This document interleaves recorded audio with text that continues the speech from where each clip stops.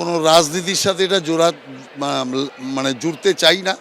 তবে স্বাভাবিকভাবে এখানে যে সরকারটা চলছে সেই সরকার অনুপ্রবেশকারীদের সমর্থক সরকার, সেই সরকার যেখানে রামচন্দ্রের বিরোধী সরকার, শ্রীকৃষ্ণের বিরোধী সরকার, বজরংবলীর জয়ন্তী করলে লাঠি খেতে হয় সেই সরকার। অতএব স্বাভাবিকভাবেই বিধর্মী সরকার যদি থাকে, ধর্ম বিধর্মীকে নষ্ট করবেই, বিধর্মীকে ছারখার করবেই, এটাই স্বাভাবিক। আজকের কর্মসূচিতে দেখা যাচ্ছে যে মুখ্যমন্ত্রীকেও আমন্ত্রণ জানানো হয়েছে, কিন্তু এখানে মূলত উপস্থিতি আপনাদের বিজেপি নেতৃত্বেরই চোখে পড়ছে। না, মুখ্যমন্ত্রী আসবে না তো। মুখ্যমন্ত্রী এলে পরে তো ভোট কমে যাবে। তার কারণ যে মুসলমানরা যদি এখন খেপে যায় তাহলে মমতা ব্যানার্জির সর্বনাশ। এক তো হচ্ছে অনুপ্রবেশকারীরা ভেগে যাচ্ছে, অনুপ্রবেশকারী ভাগার পরে তারপরে যদি আবার মুসলমান অনুপ্রবেশকারীরা খেপে যায় তাহলে তো তৃণমূলের ক্ষেত্রে সর্বনাশ। এই গীতা পাঠের অনুষ্ঠান সকল হিন্দুদের একত্রিত হওয়ার একটি অনুষ্ঠানে পরিণত হয়েছে এবং বাংলার যা বর্তমান পরিস্থিতি, এই পরিস্থিতিতে হিন্দু ধর্ম সংস্কৃতি যদি রক্ষা করতে হয়, যার জন্য পশ্চিমবঙ্গ তৈরি হয়েছিল, হিন্দুদের জন্যই তো পশ্চিমবঙ্গ তৈরি হয়েছিল, তাহলে পশ্চিমবঙ্গ তৈরি হওয়ার তো কোনো দরকার ছিল না, পুরোটাই পূর্ব পাকিস্তানে চলে যেত জিন্না এবং সোহরাওয়ার্দীর দাবি অনুসারে। তো আজকে কিছু লোক বলছে যে 90টা সিট আমাদের, থাকতে সবাই পারে, এখানে কোনো অসুবিধে নেই, কিন্তু ভাগ তো হয়েছিল হিন্দুদের জন্য।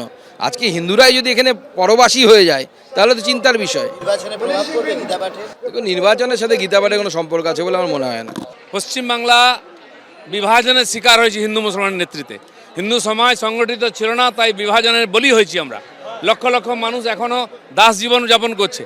বাংলাদেশে আমাদের ভাইরা অত্যাচারিত হচ্ছেন, মঠ মন্দির ধ্বংস করে মা বোনের ইজ্জত নষ্ট হচ্ছে। পশ্চিমবাংলায় সেই ঘটনা না হোক সেই জন্য এখানে হিন্দু জাগরণের দায়িত্ব নিচ্ছেন সন্তরা। তারা আমাদের আদেশ করেছেন, আসুন লক্ষ লক্ষ সংখ্যায় গীতা পাঠ করে হিন্দুকে সংগঠিত করি, যাতে দ্বিতীয়বার বিভাজন না হয়, হিন্দুকে পরাধীন না হতে হয়।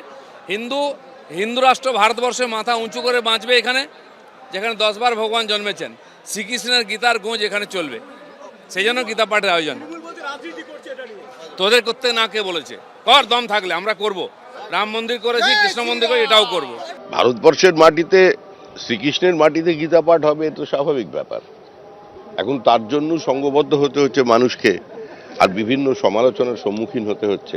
এটাই প্রমাণ করছে এই মুহূর্তে পশ্চিমবঙ্গের অবস্থা কোথায় এসে পৌঁছেছে।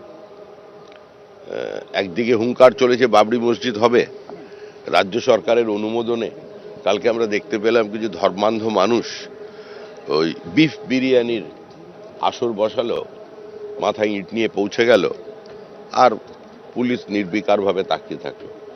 অর্থাৎ যে বাবরি মসজিদকে কেন্দ্র করে সারা ভারতবর্ষের রাজনীতি উত্তাল হয়ে উঠেছিল, দল মত নির্বিশেষে মানুষ যেখানে অংশগ্রহণ করেছিল, আবার সেই বিদেশি আক্রমণকারীদের, কিছু লুটেরাদের, কিছু লম্পটদের আজকে ভারতবর্ষে প্রতিষ্ঠিত করবার পুনরায় চেষ্টা চলেছে। আর পশ্চিমবঙ্গে এখন এই বাবরের শাসন চলেছে রাজ্যে।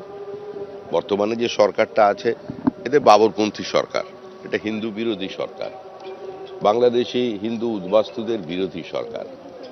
এই সরকার ভারতীয় মুসলমানদের পক্ষে নয়, এই সরকার মৌলবাদের পক্ষে, বিচ্ছিন্নতাবাদের পক্ষে।